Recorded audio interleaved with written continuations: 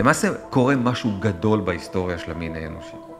שאנחנו חלק ממנו וזה משתקף אצלנו פה בפנים. למעשה אנחנו כרגע נולדים מחדש. ועוד 100 שנה, 150 שנה, ילמדו עליך ועליי איך הצלחנו לעשות את זה. הם לא יבינו.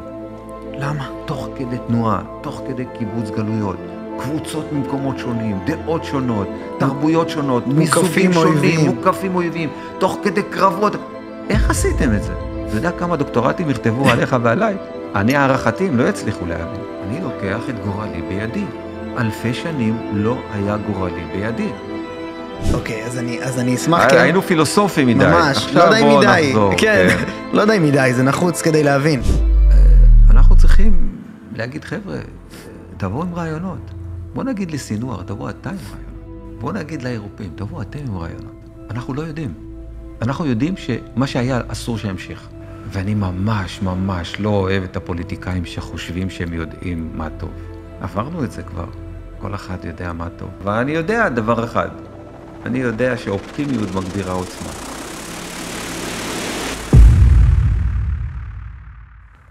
האורח שלי היום הוא פרופסור דוד פסיג. דוד הוא עתידן, הוא מומחה בזיהוי מגמות גלובליות ואזוריות, והוא ידוע בתור אחד המרצים והסופרים המעניינים והמבריקים ביותר בישראל. מה שלומך פרופסור? איך אתה בימים אלו? תודה רבה, אחרי כזו מחמאה. בטח, לא, באהבה באמת גדולה. תודה רבה. אבל באמת מעניין אותי לשמוע איך אתה בימים אלו. לא פשוט, יש לי בן בח'אן יונס והנדסה קרבית. וואו. והייתי בקרבות, אבל אין כמו שיש לך ילד קשה, אבל אין לנו ברירה, אנחנו צריכים להמשיך. כן, ברור. וואי, זה בטח ממש אחר שיש לך ילד שם. משהו. חוויה אחרת לגמרי. אוקיי, אז אני אשאל אותך שאלה רחבה מאוד, וענית עליה בספרים שלך, אבל מה צופן העתיד לישראל? תלוי באיזה טווחים, כמו כל דבר. יש טווחים קצרים, יש טווחים בינוניים, נכון, וארוכים. מה נתחיל, בקצר או בארוך? בוא נתחיל מהקטן, כן. לא. אתה חושב, כי אפשר להגיע. כן, צריך, גם את הטווח הקצר צריך להסתכל עליו בפרספקטיבה הרחבה. נכון. הפרספקטיבה הרחבה היא מאוד מאוד מעניינת ומאוד מאוד חיובית. למעשה, המאה ה-21 זו המאה שהעם היהודי מתאושש מ-2600 שנה של שבר נוראי, מאז חורבן בית ראשון, 586 לפני הספירה. זה היה שבר בלתי רגיל, וגלות, ועוד פעם ניסיונות, ועוד פעם גלויות, ועוד פעם מאבקים פנימיים, ועוד פעם. אנחנו, אחרי 2600 שנה, למעשה, בונים מחדש את העם הזה. וזה המאה ה-21. אנחנו בונים אותו גם דמוגרפית, כאשר הערכה היא שיהיו פה בסוף המאה ה-21 לפחות 20 מיליון יהודים ועוד 4 מיליון בני מיעוטים. אף פעם המקום הזה לא היה מיושב ככה. כן. יש אפילו סבירות שזה יותר מזה, אבל נלך לפי הערכה הזו, דרך אגב זו הערכה של האו"ם. ובתהליך הזה של שיבת ציון, שיקח משהו כמו 200 שנה, אנחנו למעשה נהיה פחות או יותר, אחר 200 שנה אנחנו נסיים את השלב הזה של שיבת ציון. מאז הקונגרס הציוני הראשון ב-1897. הבנתי. פחות או יותר. זאת אומרת, זה הקונטקסט הגדול. בתהליך הזה אנחנו גם מתאוששים ממשבר גדול של השואה, ואנחנו גם מקבצים גלויות, ואנחנו גם מגדירים מחדש מה זה להיות יהודי, ומה זה דת יהודית, ומה זה זהות ישראלית, יהודית ודמוקרטית. כן. וואו, איזה פרויקט בלתי רגיל. מטורף. עכשיו, אנחנו לא שמים לב, כי אנחנו בתוך זה, ואנחנו רואים את הדברים הקטנים שבדרך, עם מאבקים ועם אתגרים, אבל בסך הכללי, המאה ה-22 תהיה אחרת לחלוטין בהיסטוריה של העם היהודי. אנחנו בתוך זה. כשאתה פוגש את השביעי בעשירי, אתה בעצם לא רק לא מופתע, זה נראה לך כמו חלק מתוך אותה התאוששות? נכון. שדרך אגב, מתי מתחילה בעיניך? לא. אתה אומר כאילו קום המדינה? לא, הקונגרס הציוני. למעשה אנחנו עושים פה מהלך היסטורי, לאורך לפחות 2000 שנה, לא, רובנו בכלל כמעט שכחנו מחזרה, אפילו יש מרבית העם היהודי לפני הציונות, פיתח איזו הבנה שאנחנו בכלל עם עולם, אנחנו לא עם עם ארץ, בשביל מה צריך ארץ? זה גם גרם לכך ששרדנו, כי ברגע שהיה בעיה במקום אחד, תפסו את המזוודות, ותמיד היה לכולנו תוכנית א' וב' וג', עדיין המוד הזה במוח שלנו עדיין קיים גם בארץ וגם בעולם, אגב. עדיין אנחנו בתוך טראומה של לא הצלחנו. אנחנו פעם שלישית שמנסים לבנות פה ישות, פעמיים נכשלנו ונכשלנו קשה. ואתה אומר אבל שלמעשה זו פעם ראשונה שיש ביכולתנו את הכוח להגיב למקרה כמו מה שקרה לנו עכשיו. בהחלט. זאת אומרת, אנחנו אקטיביים בהיסטוריה. לאורך 2000 שנה היינו מאוד פסיביים.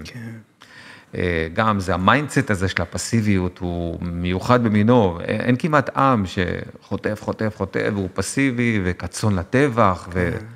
ושורד גם אבל. כן, אבל אנחנו שרדנו. מרבית העם היהודי פרש בדרך, לא יש ספק, אוקיי? זה תהליך קשה מאוד, אבל אנחנו למעשה, במאה ה-22, כשיסתכלו אחורה ויגידו, וואו, איך עשיתם את זה? מה זה הדבר הזה?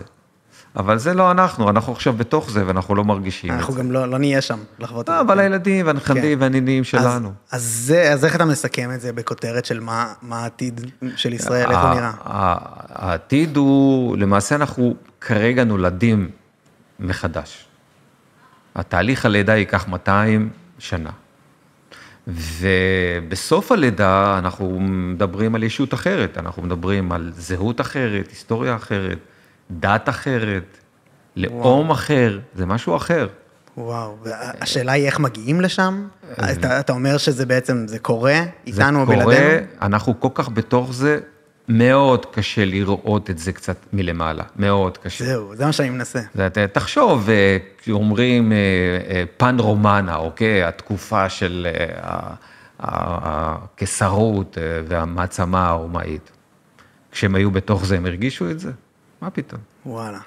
לוקח זמן עד שאתה רואה תהליך היסטורי, עד שאתה מבין איזושהי תקופה ונותן לה שם.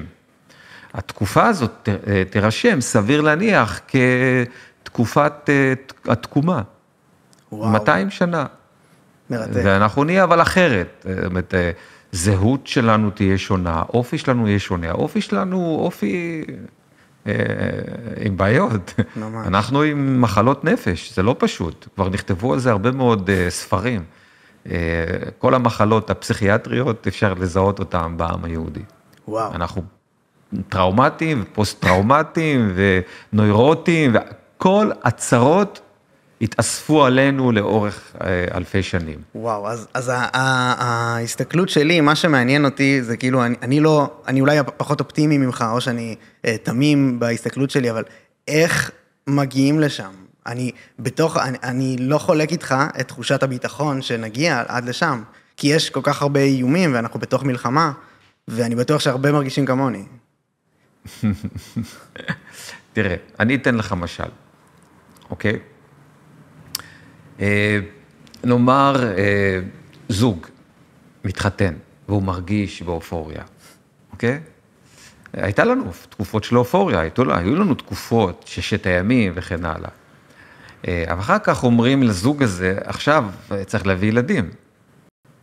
עכשיו, נגיד, הזוג הזה הולך ושואל אנשים שיש להם ניסיון בהבאת ילדים. אז תלוי את מי שואלים. יש כאלה שיגידו לזוג הזה, וואו, תשכחו מלישון בלילה, עכשיו זה טיטולים וכאבי שיניים ובעיות, והוא מתבגר הילד הזה, הוא בעייתי, והוא יקלל אתכם. הזוג עומד בהלם, אומר, מה זה?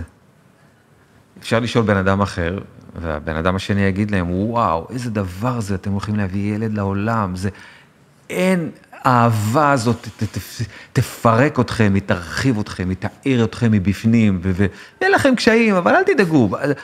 אחרי זה, כשתסתכלו, תגידו, איזה מזל שהבאנו ילדים, איזה נותן משמעות, זה נותן, אנחנו אנשים שונים, הילדים היום משנים אותנו. עכשיו, זה הכל תלוי בנקודת המבט. אנחנו קוראים לזה בחקר העתיד, זה להסתכל על העתיד מנקודת מבט תהליכית, או מנקודת מבט של נקודות ציון. עכשיו, אלה שרואים רק את התהליכים, את הכאבים, ואת החוסר שינה, ואת הבלגן, והמחלות, ווירוסים, ואף נוזל, יכולים להרים ידיים, להגיד, בשביל מה להביא ילדים לעולם? לא רוצה. ויש אנשים שמגיעים למסקנות הללו. אחרים שרואים נקודות ציון אומרים, וואו, איזה יופי, הלידה, איזה חוויה בלתי רגילה. היא מדממת, היא כואבת, אבל זו חוויה בלתי רגילה. אחרי זה, וואו, הילד נכנס לגן, איזה דבר זה, והילד אומר, אבא, אמא, ואחר כך הילד הזה מגיע לבר מצווה, והוא מדבר בפני קהל של 300-500 איש, מרביץ איזה ספיץ', וואו, ואחרי זה הוא איש צבא, ואחרי זה הוא מביא ילדים, נכדים. כל אלה שרואים נקודות ציון, הרבה יותר אופטימיים. הבנתי. אלה שרואים את התהליך הכואב של נקודות הציון הללו, נוטים להיות הרבה יותר פסימיים. וואו.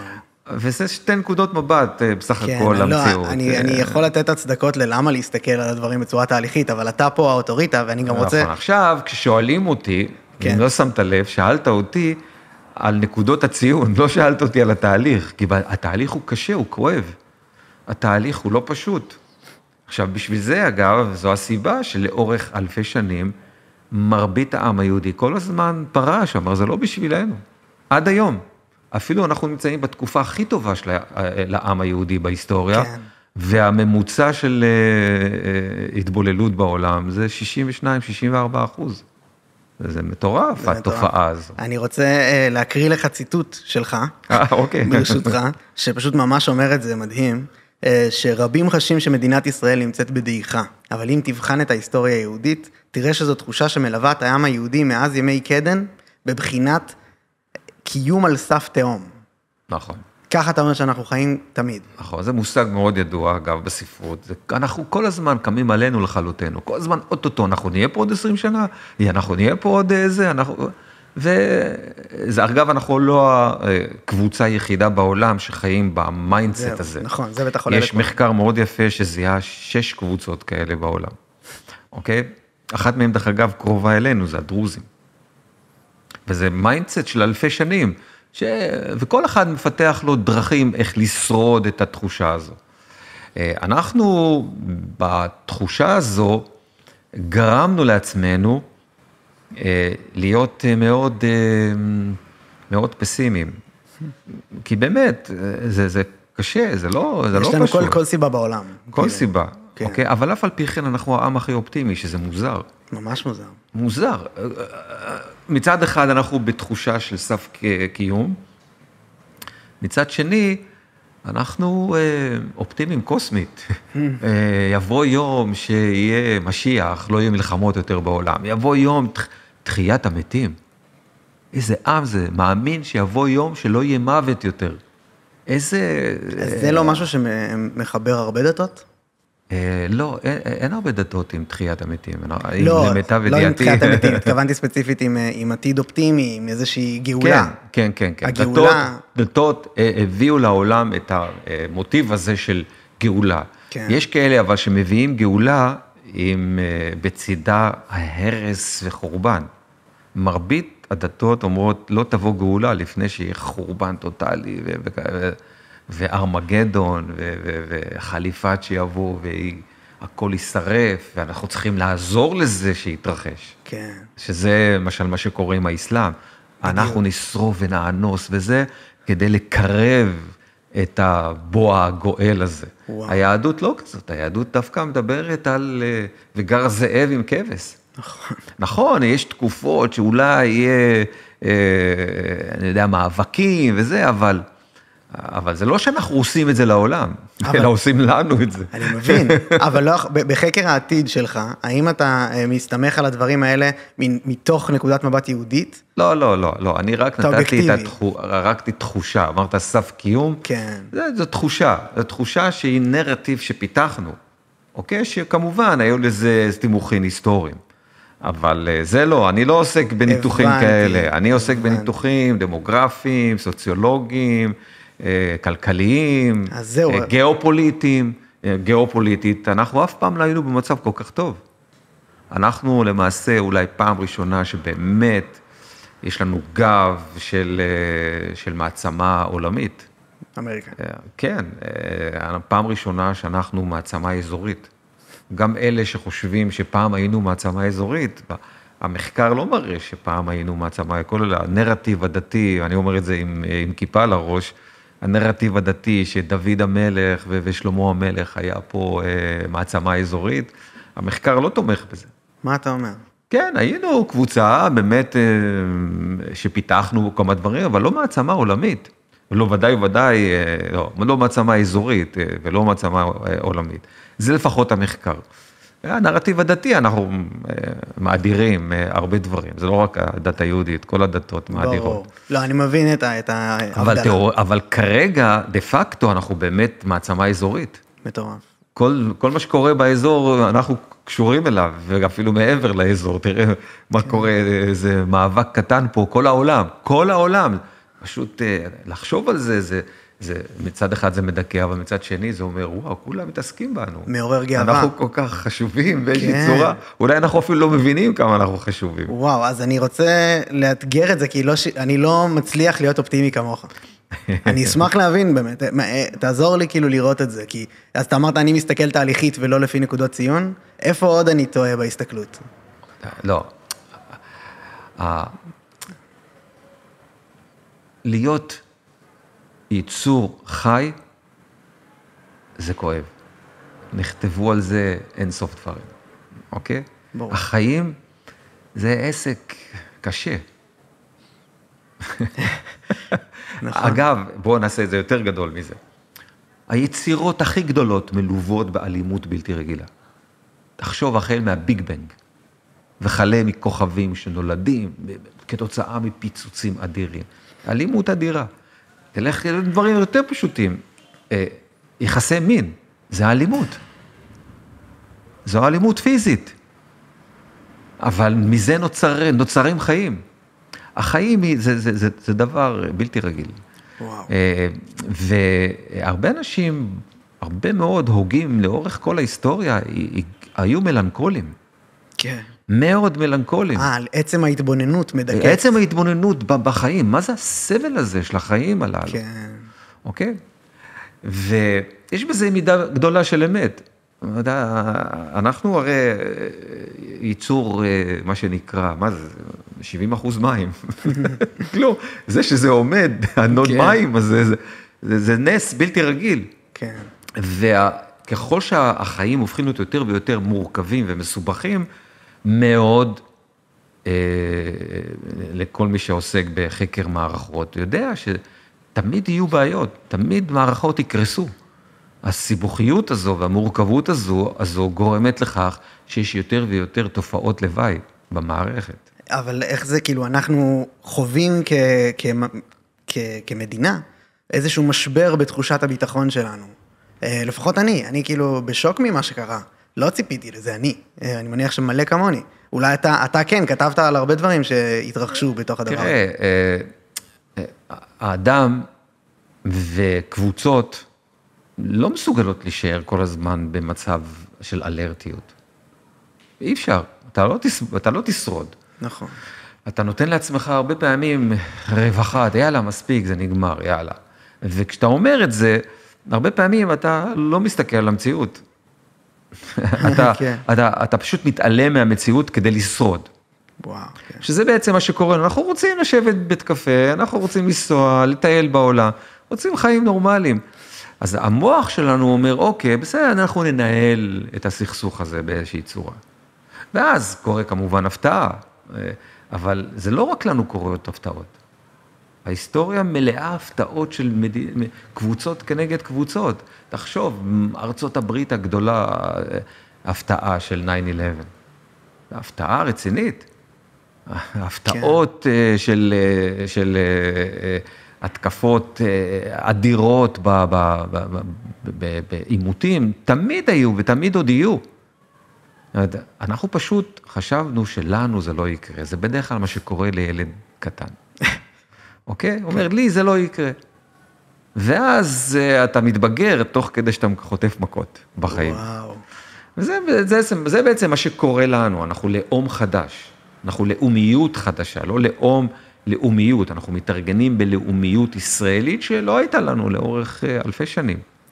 והלאומיות הזו, יש בה התחלה של פחד, ואחרי זה אופוריה, ואחרי זה מכות, ואתה אומר עוד מכה ועוד מכה, מה קורה פה?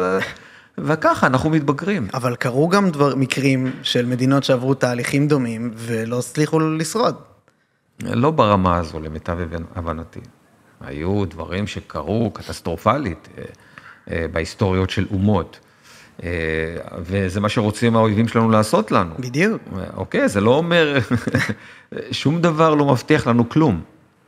הדבר היחיד שיבטיח לנו משהו, זה שאנחנו נהיה ערנים כל הזמן.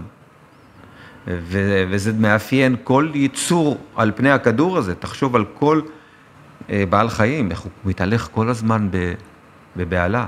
כל הזמן אלרטי. כי הבסיס של הקיום הוא כאב, כמו שאמרת. הבסיס של הקיום הוא תחרות בלתי רגילה, של או אתה או אני, זה איום ונורא. והמנוע של זה אלימות וכאב. והמנוע של זה אלימות, והמנגנון שגורם לך לשרוד זה הפחד. כן. עכשיו, כשאתה מוריד מעצמך טיפה את תחושת הפחד, אז מישהו אחר מנצל את זה. וואו. אוקיי, אז אני אשמח כן. היינו פילוסופים מדי. ממש, לא די מדי. כן, לא די מדי, זה נחוץ כדי להבין, באמת. אני שומע ורואה הרבה דברים שלך, וכאילו זה מבהיר לי לא מעט מה שקורה. אז אוקיי, אני אשמח כן לחזור, אבל כאילו האויבים שלנו, והקואליציה האיראנית, והמזרח התיכון, ואנחנו בתוך זה.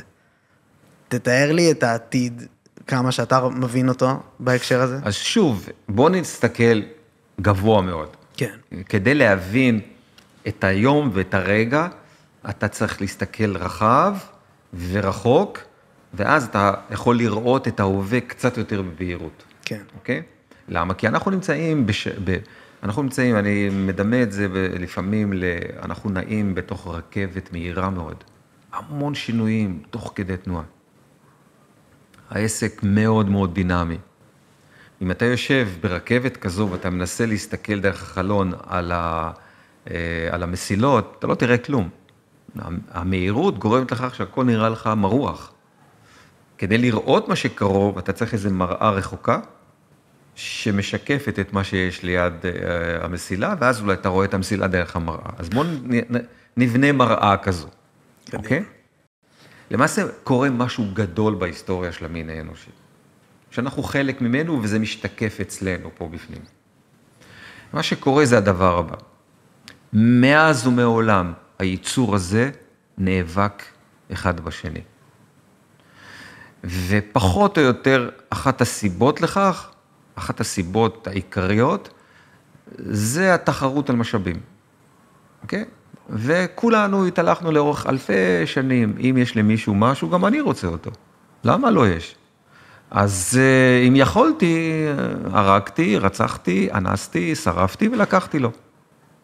וגנבתי, אנחנו כמו בעל חיים, הוא רואה מישהו שיש לו משהו, מזון וזה, טק, תוקף, וגונב לו והולך. ובדרך הזו למעשה הייצור האנושי כל הזמן נאבק אחד עם השני.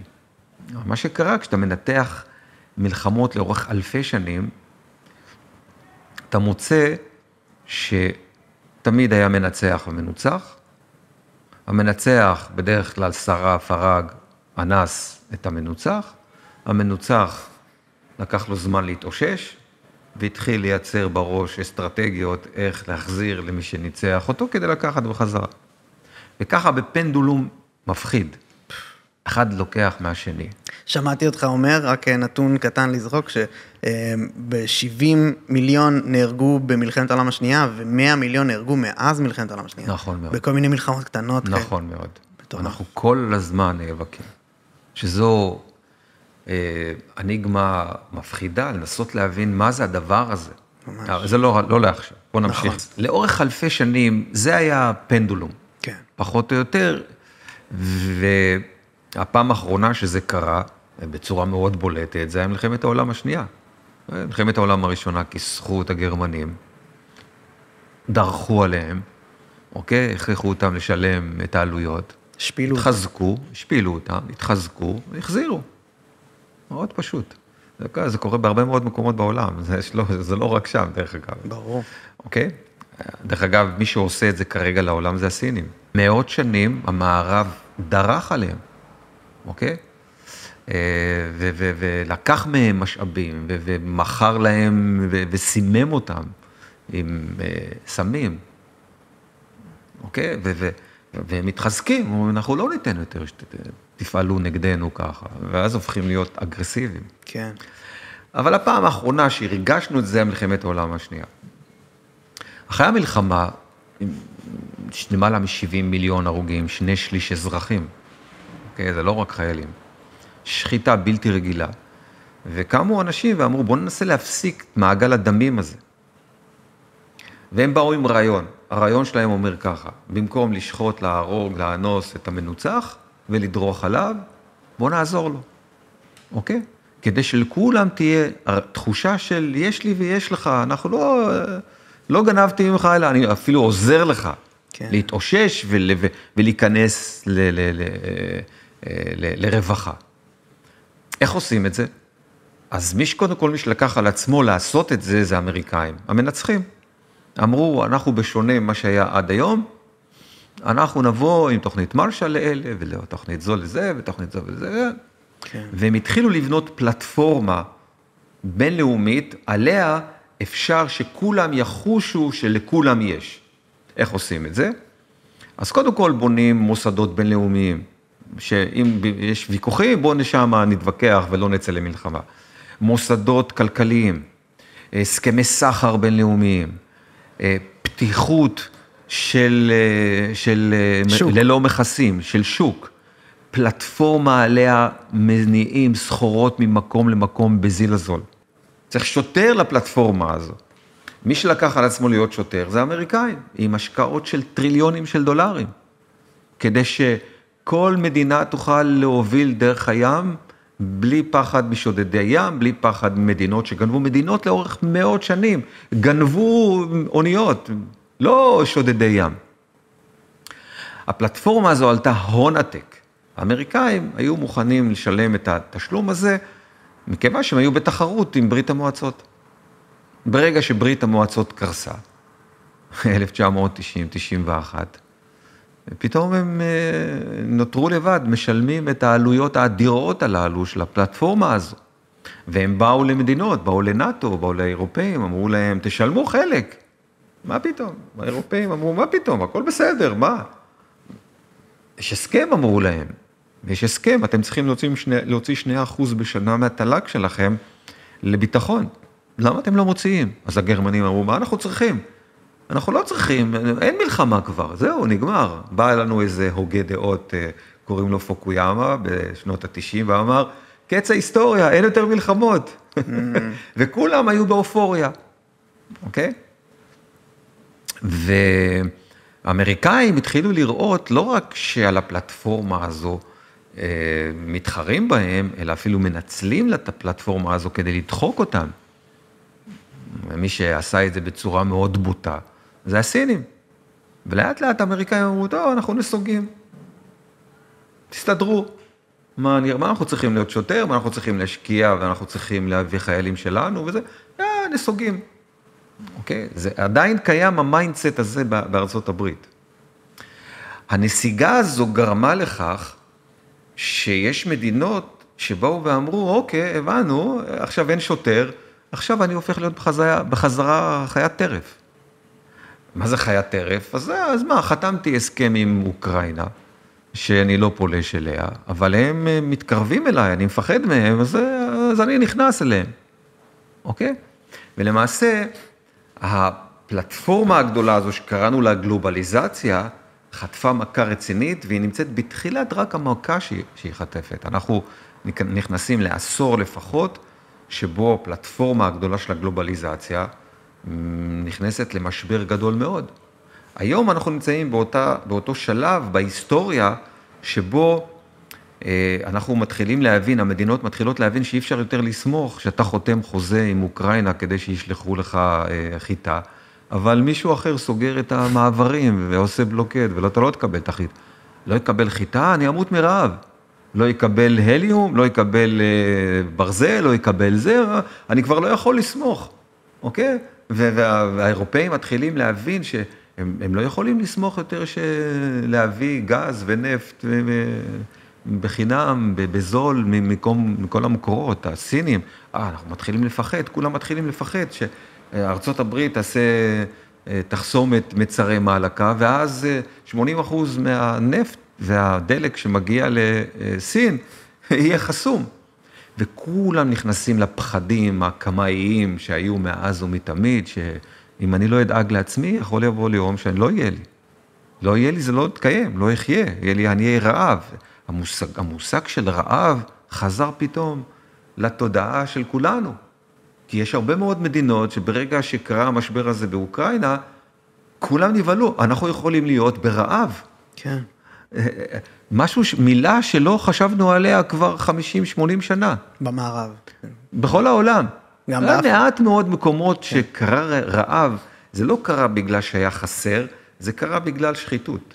היום אנחנו יודעים, דווקא כשהביאו עזרה למקומות שהיו בהם אירועים כאלה של רעב, השחיתות גרמה לי יותר רעב. כמה דברים, ברשותך.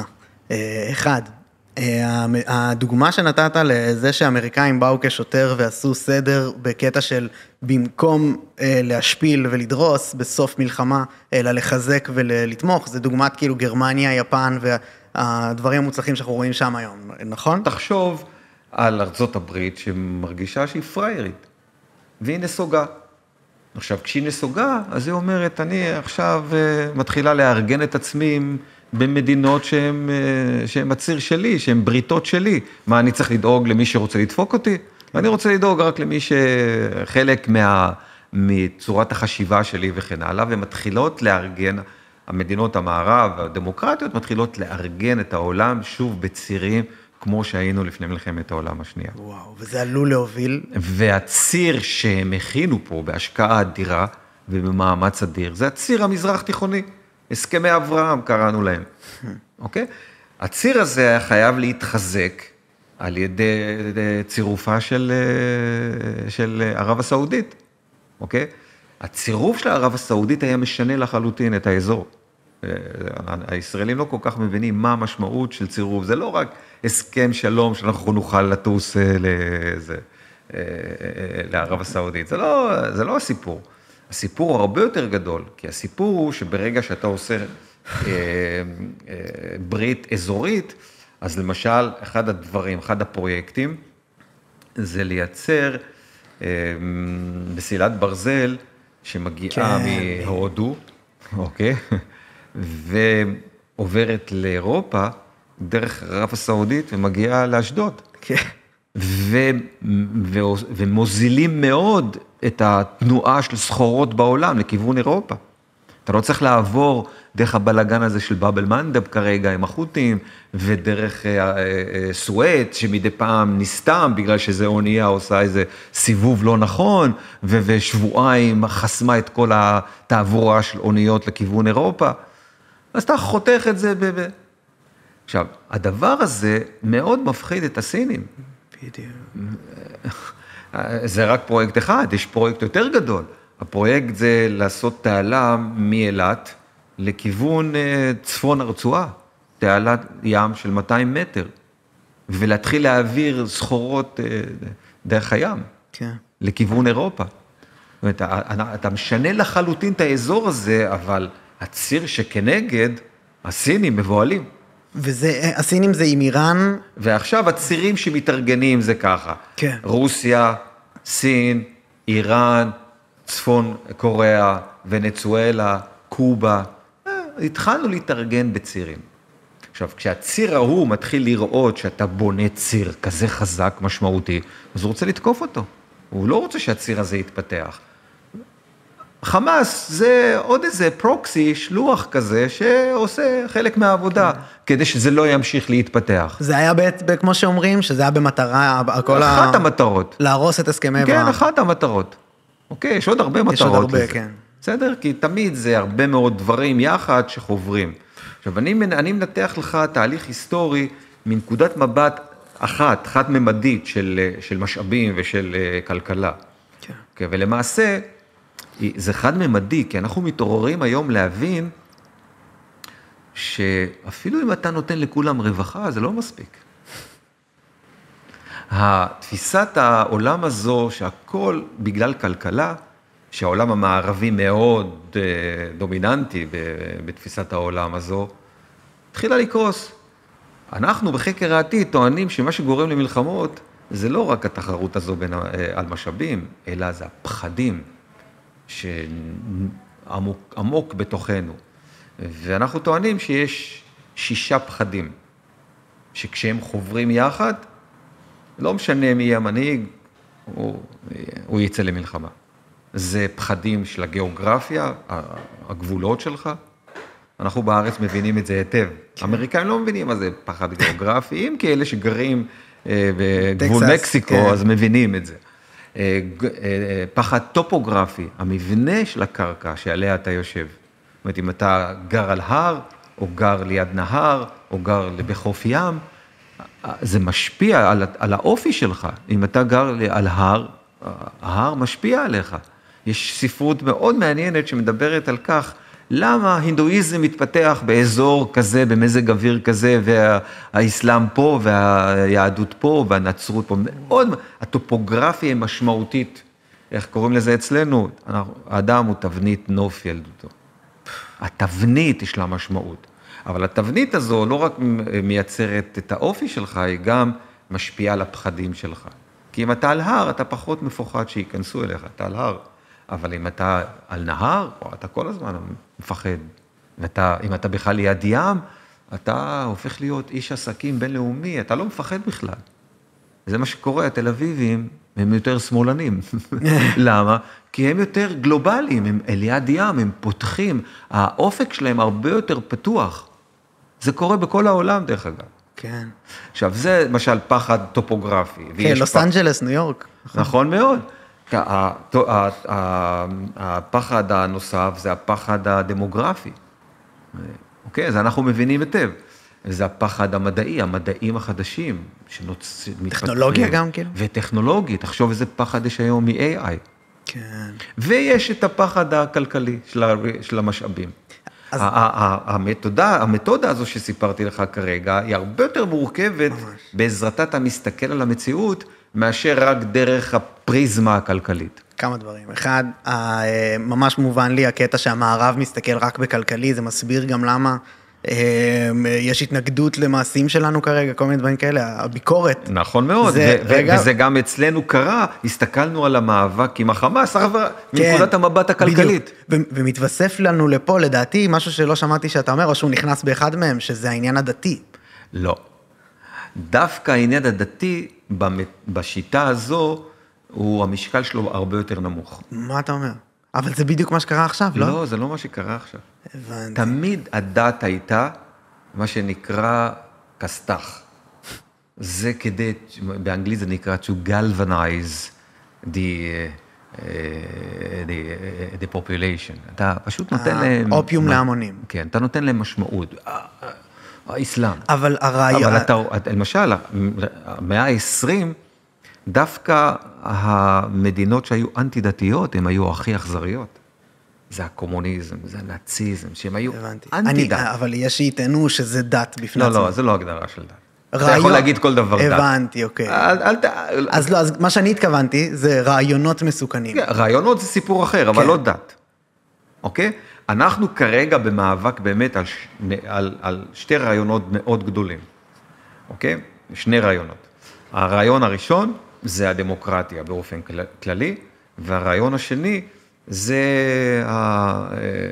הדיקטטורה או המריטוקרטיה, יש הרבה מאוד שיטות אחרות. הבנתי. המין האנושי באמת נאבק על דעות, הרי צריך לצאת מנקודת הנחה שכולנו מחפשים טוב. אף אחד לא רע. ככה אתה חושב? כן. לי זה התנפץ בשביל לעשות. לא. אנחנו משתמשים בשיטות לא טובות. העולם חושב שאנחנו הרע. בדיוק, כן. אבל לא.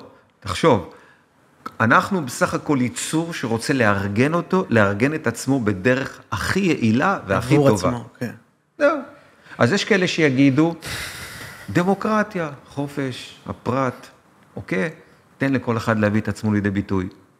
יש כאלה שיגידו, מה דמוקרטיה? זה היום ונורא דמוקרטיה. מה זה דמוקרטיה? בן אדם יכול לזרוק ככה ברצפה זבל, ולא תוכל לעשות לו כלום? איזה מין חיים אלה? כל אחד יכול להגיד מה שבא לו בראש? זה חיים? לא, אנחנו רוצים סדר. אנחנו רוצים אחד שעושה משהו להכניס באבי אביו, כדי שיהיה סדר.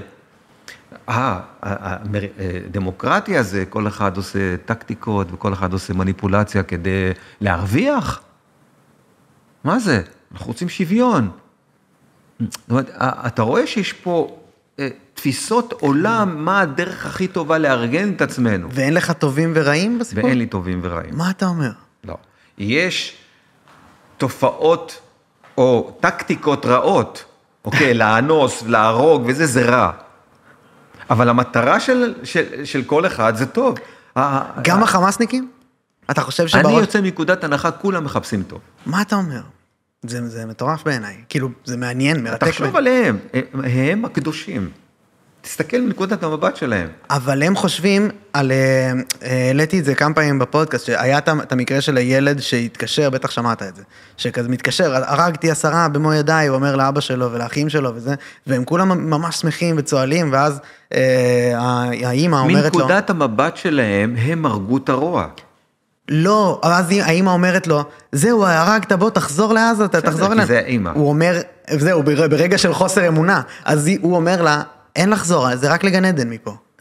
אבל שוב, אני רוצה שתבין, יש שתי רמות. הרמה הראשונית, זה אתה שוטף לאנשים את המוח, כדי שהם יפעלו כמו שאתה רוצה שהם יפעלו. אבל אלה שמנהלים את הקרבות, אוקיי? המטרות שלהם, כל אחד חושב שהוא קדוש. פה לא, שלא יהיה לנו ספק. אוקיי? כל אחד יש לו את הגיבורים שלו. כל אחד יש לו מטרות גדולות, גבוהות, שהוא רוצה להשיג. תחשוב, הקומוניזם לא חשב שהם מביאים גאולה לעולם? ברור שהם חשבו. הנאציזם לא חשבו שהם מביאים גאולה לעולם? חשבו. כל אחד חושב. אבל עדיין יש משהו אובייקטיבי שאנחנו יכולים להכיל, טוב ורע. אלה יהרגו מיליונים ואלה לא. אז בוא, אתה יודע מה? בוא ניקח את זה לקצה. בסדר? כן. לביאה. אוקיי? יש לה גורים. האריה שלה מת. מה היא עושה? היא הורגת את הגורים שלה. די. כן. למה? כדי שיבוא עוד אריה. לא יבוא עוד אריה אם יש גורים של מישהו אחר. עכשיו תחשוב, מה זה, אכזריות? או הישרדות? הדילמות הן לא פשוטות, הנקודות המבט על המציאות הן קשות. אוקיי? עכשיו, יש כאלה שיגידו, אוקיי, שאנחנו עושים את מה שאנחנו עושים, זה כדי להגן על עצמנו. אבל המעשים שלנו הם אכזריים. תחשוב, אנחנו מפציצים את עזה בלי חשבון. הרבה אנשים אומרים, אתם אכזריים. אבל יש קו מוסר שלי מכריע. מה קו מוסר? שאנחנו לא מכוונים על אזרחים. החמאס כן כיוון על אזרחים. הוא רצה להרוג אזרחים, אנחנו לא רוצים. אבל הם לא רואים את זה ככה. אני מבין, אבל זה האמת. רגע, קודם כל, או שאני טועה. בוא, אני לא רוצה חלילה שישמע שאני תומך בזה. ברור. אני רוצה דבר אחד שיהיה לכולנו ברור. אם אנחנו נצא מנקודת ההנחה שיש רוע טוטלי, ויש כאלה שמאמינים שיש רוע בשביל הרוע. יש כאלה דברים. אני לא בא להגיד שאין כאלה דברים.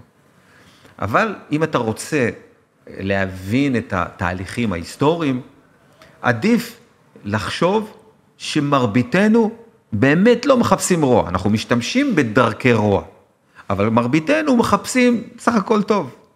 סך הכל שיהיה לנו טוב, לילדים שלנו טוב, וגם אכפת לי שגם להוא יהיה טוב. כשאני חושב, מפוחד, שמה לי לא יהיה טוב, אני הופך להיות אכזרי.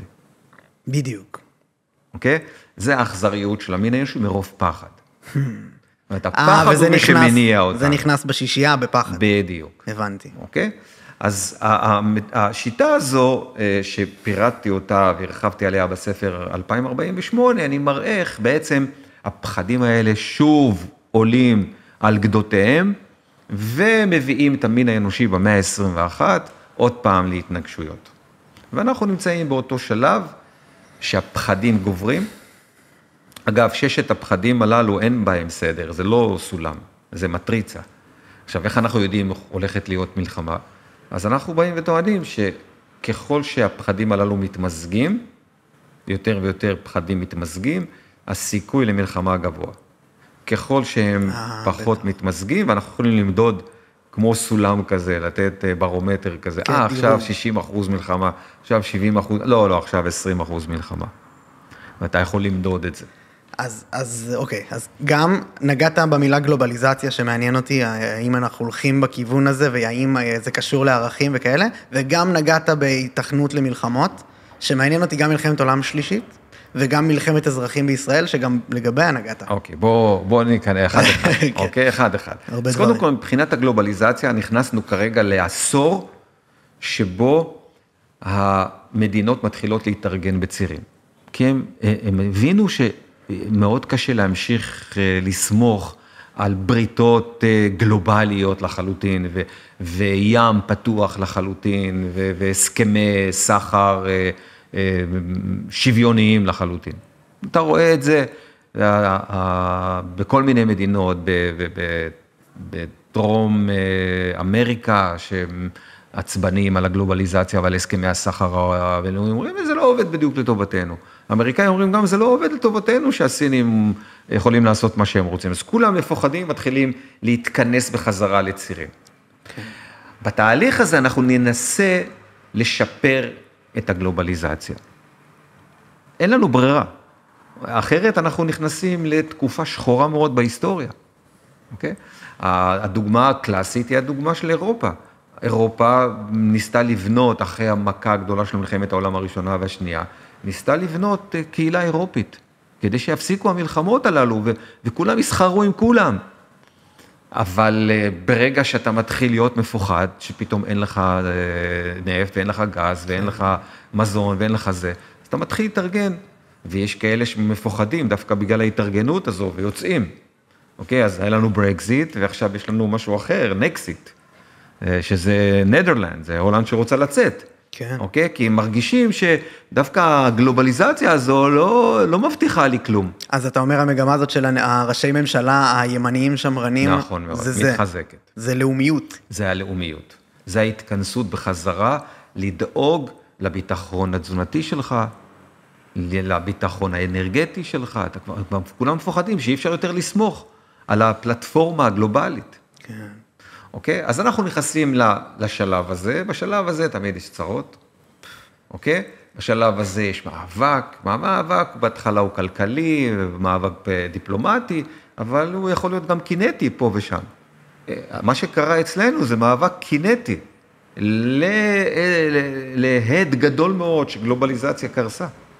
מה זאת אומרת? מה זאת אומרת קינטי? קינטי זה עם טנקים ועם טילים. הבנתי, זה מה שקורה לנו עכשיו. לנו עכשיו. הבנתי. אוקיי? למה? כי הגלובליזציה קרסה, ולרוסים יש בעיה שם, אז הם רוצים להוריד תשומת לב משם, אז הם נותנים פה תמיכה כדי שפה יהיה עוד פעם, יהיה בלגן, ולאיראנים יש להם תמיכה, הם נותנים תמיכה כדי שיהיה פה בלגן, כדי שהצירים לא ימשיכו להתחזק, זה חלק מתהליך הרבה יותר גדול. זה למעשה מה שקורה. אבל מתחילות עכשיו להיות קבוצות בעולם, שמנסות להבין, אוקיי, איך יוצאים מזה? איך משפרים, איך מתקנים את הגלובליזציה? איך נמנעים ממלחמת ונמנעים כבר ראינו את זה, שהצירים הללו יכולים להביא לקטסטרופות. יש לנו כבר זיכרון סומטי, קוראים לזה, וזה לא מזמן, אוקיי? וזה בעצם התהליך שנכנסנו אליו, קריסה או שבר גדול, בתהליך הזה יהיו הרבה מאוד הוגים שיבואו עם רעיונות. אוקיי? וכבר יש קבוצות, מתארגנות בכל מיני מקומות, לנסות לחשוב על פלטפורמה חדשה. הפלטפורמה, יש כרגע כל מיני מודלים, אבל זה ממש בתחילת הדרך של ההגות הזו. הבעיה היא שהפלטפורמה הזו, היא לא תוכל להיות מבוססת על מדינה אחת גדולה. חייבת להיות מה שנקרא מבוססת על קבוצות של מדינות. כן. אנחנו צריכים לעבור את המאה ה-21. כן, ואתה אומר, אבל ככה או ככה זה קורה בקבוצות. אין פה באמת... אנחנו נכנסים לשלב של קבוצות, אוקיי? והקבוצות הללו צריכות לארגן את הגלובליזציה אחרת מכפי שהיא התארגנה עד עכשיו, או לפחות ב-30 השנים האחרונות, כי 30 השנים האחרונות היו מה שנקרא עולם אחת כותבי. מדינה אחת חזקה, מנהלת את העסק, לפי האינטרסים שלה הרבה מאוד פעמים. ואז יש כאלה אומרים, לא, אנחנו רוצים עולם דו-כותבי, יש כאלה אומרים, לא, אנחנו רוצים עולם תלת-כותבי. אוקיי, רוסיה רצתה לבנות עולם תלת-כותבי, באה ואמרה, אני רוצה להיות 3 מדינות שמנהלות את העולם, ובואו נבנה עולם גלובלי ש3, סין, רוסיה וארצות הברית, אוקיי? אבל הם עשו טעות, הם השתמשו בכוח כדי להראות שהם רוצים. ברגע שהם השתמשו בכוח, הם הקריסו עוד יותר את המערכת. יש תפיסות אחרות שבאו וטוענות, לא, אנחנו צריכים עולם רב-כותבי, אוקיי? אי אפשר שמדינה 1 או 2 או 3 ינהלו את הגלובליזציה, אנחנו צריכים עולם שבו הרבה מאוד מדינות, וכרגע יש התארגנות, מה שנקרא The Global South, הדרום הגלובלי, שזה מדינות העניות, אוקיי? שמתארגנות, מי שרוצה לארגן אותם זה הודו. הודו, כן. אוקיי?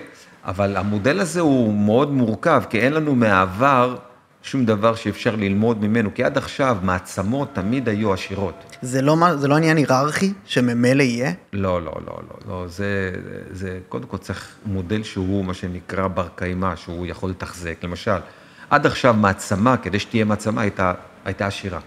והכוח של העושר שלה נתן לה את היכולת הזו להיות שוטר. ברור, לא, איך זה יכול להשתנות? אבל איך אפשר להיות מעצמה כשרוב העם שלך עני? הודו, ברזיל. איך? אין לנו מודל כזה מהעבר. הם באים לטעון שאם כל העניים יתאגדו, אז יהיה להם כוח בלתי רגיל. אני לא יודע אם זה יעבוד. אף אחד לא יודע אם זה יעבוד. בקיצור, אנחנו נמצאים, מה שנקרא, בתקופה של ערפול חושים. הערפול חושים הזה יוצר בלגן. ומה אתה חושב שיקרה? מה זה, מה? אמרת אופציות, לאן אתה חושב שדעתך האישית, כאילו, לאן זה הולך? האמת היא שאני כרגע עוסק במחקר של הדבר הזה, אבל אין לי עדיין תשובה. אוקיי, אנחנו בתחילת התהליך מאוד קשה לראות את זה, כי התהליך הזה כבר התחיל לפני כעשור, שלא יהיה ספק, זה לא עכשיו, עכשיו רק הוא מקבל פריצות דרך, מה שנקרא, הוא פורץ החוצה בכל מיני אירועים, אבל הוא התחיל כבר לפני בערך עשור, רוב החוקרים טוענים שזה התחיל כאשר שי ג'ינפינג עלה לשלטון, אוקיי, שהוא צרה צרורה. יש כאלה טוענים שהוא יהיה כנראה בהיסטוריה, גורם יותר גרוע מסטלין ומהיטלר. וממה אולי, לא? ומי? מאו. לא, מאו צטונג היה לוקאלי. וואלה. הוא עניין אותו סין. שי ג'ינפינג מעניין אותו העולם. הוא לא רוצה לכבוש, אוקיי? זה לא כיבוש פיזי, אבל הוא רוצה להיות המעצמה, הוא רוצה שהסדר שלו, תפיסת העולם שלו, היא זו שתהיה דומיננטית. כי זה הסדר. ככה מנהלים חברה אנושית. כי הייצור הזה, אם הוא לא עושים אותו, אם לא מסדרים אותו, הוא משתולל. הוא מדבר אל שוטר כאילו, למה מי אתה? מה זה הדבר הזה? דבר ככה אל שוטר? הלך, החברה קורסת. ופה בארץ אנחנו מבינים את זה היטב. שזה דרך אגב מאוד מפחיד. מאוד מפחיד אם התפיסות הללו באמת יתגברו. מה זאת שזה אומרת? הימין בעולם. שמה? לא הבנתי. שאנשים יגידו, מה זה הדמוקרטיה הזו? היא לא טובה. יש בה המון תופעות לוואי. תראה את התופעות בארצות הברית. אוקיי? יש פה מאבק איתנים שהולך ללוות אותנו לפחות 20-30 שנה. שזה מה ש... זה גם בכל העולם וגם אצלנו? וגם אצלנו. גם אצלנו. אמרת באחד המאמרים שלך לא מעט, כאילו, שמעתי את זה שאתה אומר שיהיה מלחמת אזרחים פה, אבל היא לאו דווקא תהיה פיזית. כן, אבל אנחנו עכשיו עברנו את השלב הזה. אנחנו, מדינת ישראל, זו תופעה קצת ייחודית, כי אנחנו לא חדשים לחלוטין. אנחנו לא אומה חדשה לחלוטין, או לאום חדש לחלוטין. אנחנו רק מתחדשים, שזה שני דברים שונים. בדרך כלל, לאומים חדשים, הם נוצרים על ידי קבוצות שונות שמתארגנות, okay, עם דעות שונות, עם רעיונות שונים, והם בונים את הלאומיות. בשלב מסוים, אחרי שכבר בנו את הלאומיות, אז הם אומרים, אוקיי, עכשיו אנחנו רוצים להכניס ללאומיות הזו את הדעות שלנו הקודמות. עכשיו הפסקנו לבנות, הכל בנוי טוב, עכשיו בואו נכניס לזה תוכן, ואז הם מתחילים לריב. כן. בתהליך הזה בדרך כלל יש מלחמת אזרחים. רצח של מנהיגים ומלחמת אזרחים. אוקיי? ואז הם צריכים לבנות איזה חזון גדול ללאומיות החדשה הזו. הרבה מאוד מדינות כבר עשו את התהליכים הללו. אנחנו נמצאים בשלב שבו, למעשה, מה שהציונות עשתה, זה הישג בלתי רגיל בהיסטוריה של העם היהודי. כן, משם התחלנו את השיחה לגמרי. וזה לא מה שאנשים חושבים. כן. ההישג הגדול של הציונות, מנקודת המבט שלי, זה שהם באו לקבוצות השונות בתוך היהדות, אוקיי? ואמרו להם, תסתמו את הפה. זה הישג גדול. להגיד ליהודים, תשתקו, עכשיו בונים. בוא קודם כל נבנה, נסתדר כדי אחר כך. שהגורל שלנו לא ימשיך להיות כל כך היום. כן. אוקיי? שקט, בונים. אוקיי? לא היה קשה, לא היה קל לשתוק, אוקיי? אבל איכשהו עשינו איזה קונסנזוס כזה של שקט, וקודם כל בונים. אבל ברגע שבנינו, הכל נראה לנו טוב, הכל נראה לנו חזק, עכשיו כל קבוצה אומרת, אני רוצה מדינה קומוניסטית. ככה חשבתי מההתחלה. לא, אני רוצה מדינה סוציאליסטית. לא, אני רוצה מדינת הלכה. לא, אני רוצה... כל אחד סוחב בחזרה לרעיונות הראשוניים שלפני 130 שנה.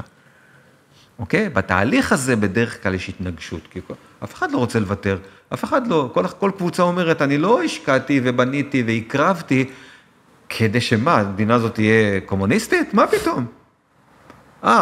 ואחרים אומרים, מה, אני השקעתי כדי שהיא תהיה מדינת הלכה? מה פתאום? ואז, בשלב הזה אין פשרות. הקונסנזוס מתפרק. יש בדרך כלל התאמתות, ולפעמים גם התאמתות פיזית. ומה יקרה? בדרך כלל זה קורה 70-80 שנה אחרי שהלאום קם. אתה רואה את זה בארצות הברית, אתה רואה את זה במדינות, זה מדהים לראות את זה. אז אנחנו בתוך זה. נכון, אנחנו בתוך זה. אז מה קורה? אנחנו בתוך זה, אבל מה שקרה לנו כרגע, חזרנו לגורל שלנו, אבל הזכירו לנו את הגורל הכי קשה. ואז אנחנו נסוגים ואומרים, עוד לא גמרנו לבנות, הלו, תפסיקו לריב, תשתקו. זה מה שאנחנו שומעים כרגע, שקט, שקט, שקט. האמת, אי אפשר לעשות שקט. יש פה ויכוחים קשים מאוד, מה אופייה של המדינה הזו. ממש. מה אופייה של הלאומיות הזו.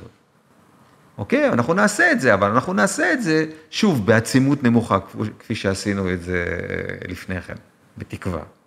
אוקיי? כי עדיין יש לנו איום פיזי. קיומי. ואנחנו נמשיך את התהליך, התחלנו אותו כתהליך הבירור הזה. עכשיו הוא יימשך יותר זמן, אבל הוא יימשך בלי מה שראינו בשנה האחרונה, אבל הוא יימשך עם עצימות נמוכה. שלא יהיה ספק, יש לנו ויכוחים קשים מאוד, מה זה מדינה יהודית דמוקרטית, מפותחת, עם קבוצות מיעוט, מה זה הדבר הזה? זה מפלצת שאף פעם לא הייתה בהיסטוריה. ממש, בין כלאיים. אבל בתהליך הזה של הבירור, יש עלייה ויש צמיחה, ויש שיעורי פריון גבוהים, ויש אנטישמיות שמביאה לעולם, ולאט לאט דמוגרפית אנחנו מתרכזים בחזרה פה. ולמעשה אנחנו כרגע עברנו נקודת ציון בלתי רגילה בהיסטוריה של העם היהודי. אחרי 2,600 שנה, הקהילה היהודית הכי גדולה יושבת בארץ ישראל. אנחנו כרגע 46% מהעם היהודי יושבים בישראל. אף פעם לא היה כזה דבר כבר 2,600 שנה. אוקיי, עכשיו, רק הנקודת הציון הזו יש לה משמעות מרחיקת לכת.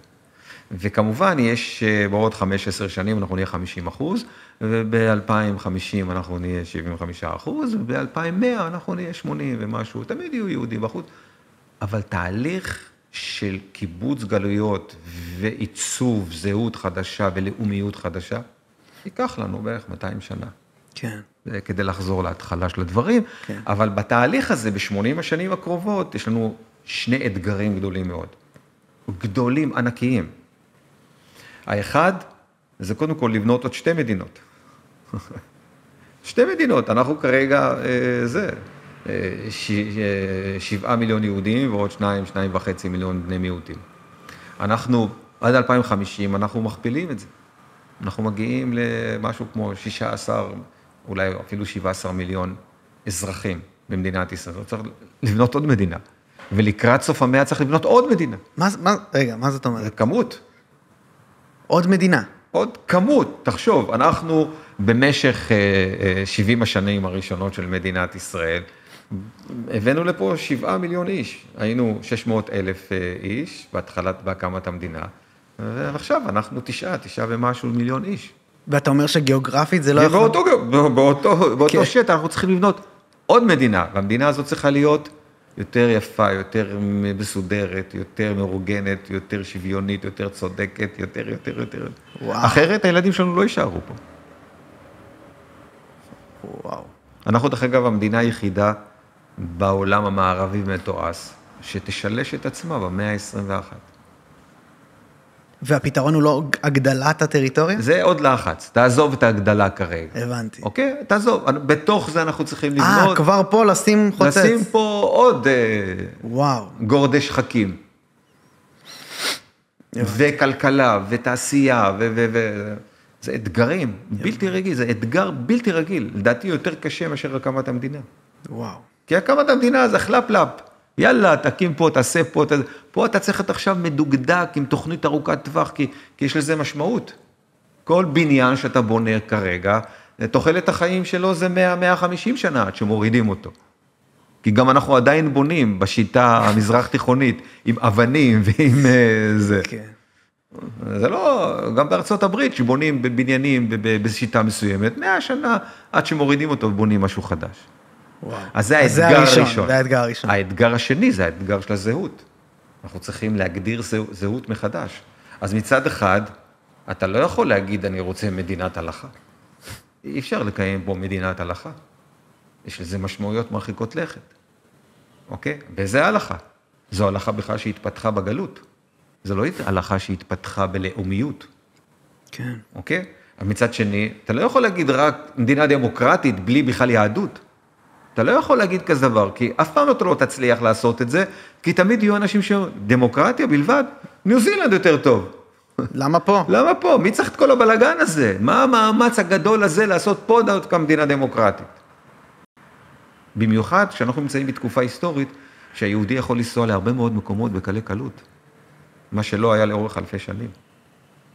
אז זה מאבק איתנים של זהות, מה זה לאומיות ישראלית, יהודית, עם קבוצות מיעוט גדולות, עם מודרנית, מה זה הדבר הזה? איך בונים את הדבר הזה? אז פה אנחנו הולכים לעשות איזו מהפכה גדולה מאוד, רפורמה גדולה מאוד ביהדות, ובזהות שלנו הלאומית. עכשיו, זה לא פשוט, זה חתיכת פרויקט, אנחנו נעשה אותו במאבקים, כי אנחנו לא יודעים לדבר בעדינות. אנחנו קסאכיסטים. זה המלחמה. אנחנו תמיד היינו, אנחנו עם אופי מאוד ורבלי ומאוד מהפכני. אנחנו מהפכנים באופי שלנו. אז כל אחד חושב שהוא מהפכן. כל אחד רוצה להיות מהפכן. כל אחד חושב שהוא מביא טוב לעולם. עוזרים למביא טוב לעולם.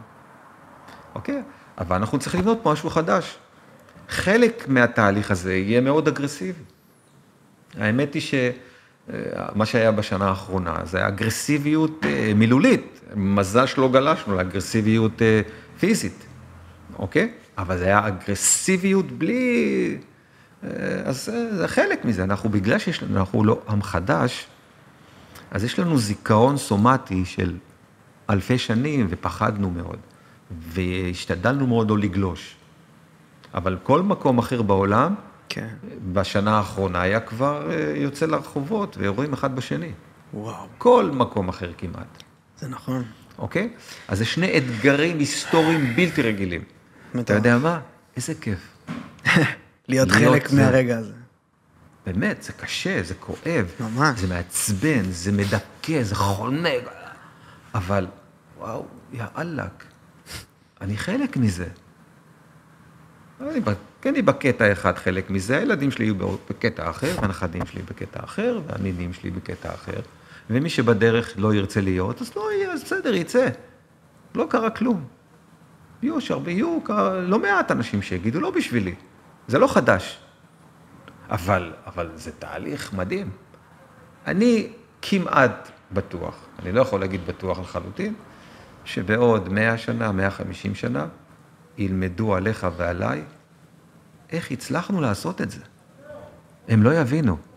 למה? תוך כדי תנועה, תוך כדי קיבוץ גלויות, קבוצות ממקומות שונים, דעות שונות, תרבויות שונות, מסוגים שונים, מוקפים אויבים, תוך כדי קרבות. איך עשיתם את זה? אתה יודע כמה דוקטורטים יכתבו עליך ועליי? וואו. דוקטורטים. אני הערכתים לא יצליחו להבין. יהיה להם כל מיני תיאוריות, איך הצלחנו. אבל יהיו ויכוחים, יהיו ויכוחים, אחד יגיד, לא, הם הצליחו בגלל זה, לא, מה פתאום, בגלל משהו אחר. כלכלי. החזרו לכלכלי. וואו, מעניין ממש. זה ענק. עכשיו, אנחנו כל כך בתוך זה, אנחנו לא רואים את זה.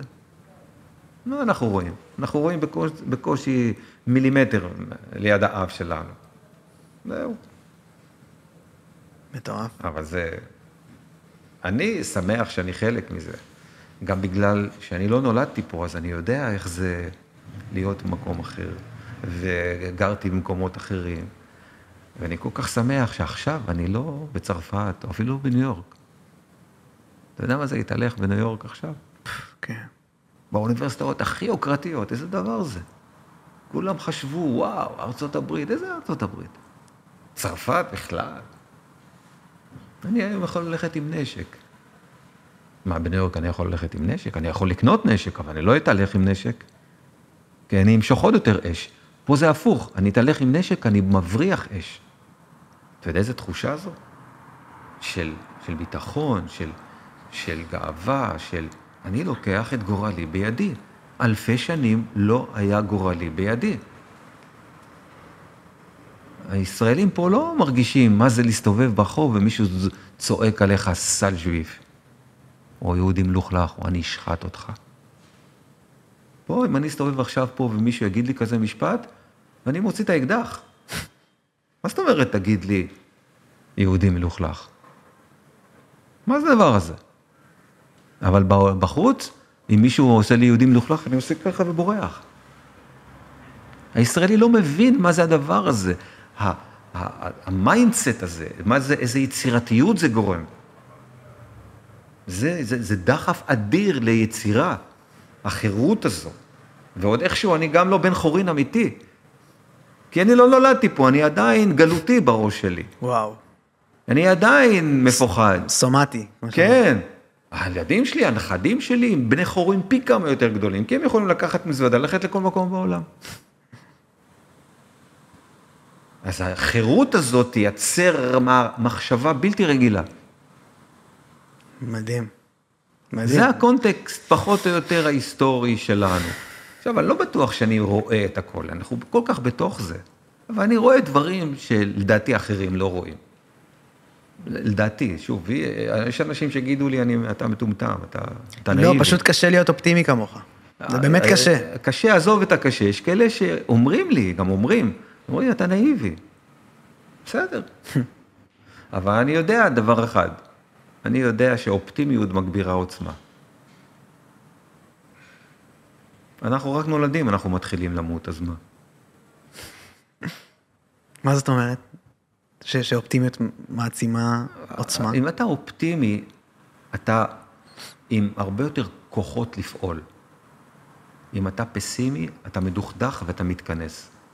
שזה אולי ההסבר למערב אל מול המזרח. כן. מעניין. והיהודים היו מאז ומתמיד אופטימיים, קוסמים. אמרנו את זה כבר בהתחלה. כן. העניין בנוגע לעזה, ספציפית. כאילו, זה קצת חוזרים אחרי שהיינו במקרו. אתה מחזיר אותי לעזה. פשוט זה ממש מעניין את המאזינים ואותי. זה דורש הסבר מאוד רחב על תורת הלחימה שעושים כרגע בעולם. התורת הלחימה שהמדינות הלא דמוקרטיות עושות על המדינות הדמוקרטיות, כולל אותנו. זו תורת לחימה סדורה שהמטרה שלה להכריע את העולם הדמוקרטי. ובעזה עושים עלינו עוד פרק של תורת הלחימה הזו. הבנתי. לעניות דעתי הם יפסידו. כן. כי הם לא מבינים טוב. אוקיי? אבל זה דורש הרחבה. אני מבין. אוקיי, רק פשוט עם מה עושים איתם. ניצחנו, נגמר, לא יודע. מה עושים בעזה? אתה יודע, קצרה או משהו.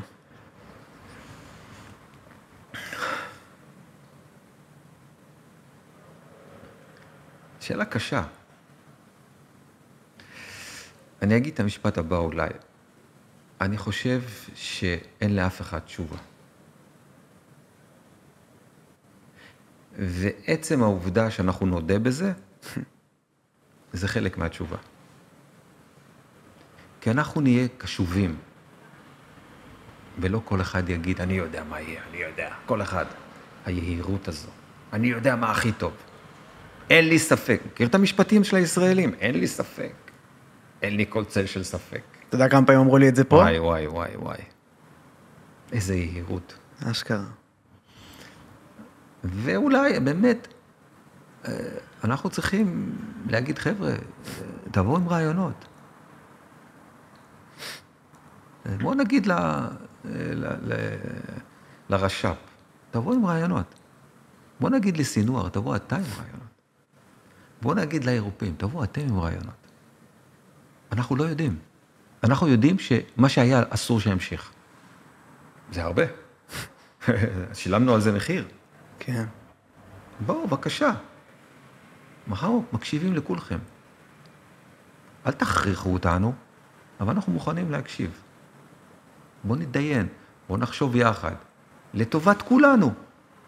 אבל תזכרו, אם אנחנו נרגיש שזה לא לטובתנו, זכותנו להגיד, אנחנו לא מסכימים. אבל גם אנחנו לא יודעים. ואני ממש ממש לא אוהב את הפוליטיקאים שחושבים שהם יודעים מה טוב. ברור. מספיק? עברנו את זה כבר. כל אחד יודע מה טוב. חטפנו על זה. מה היהירות הזו? אמן.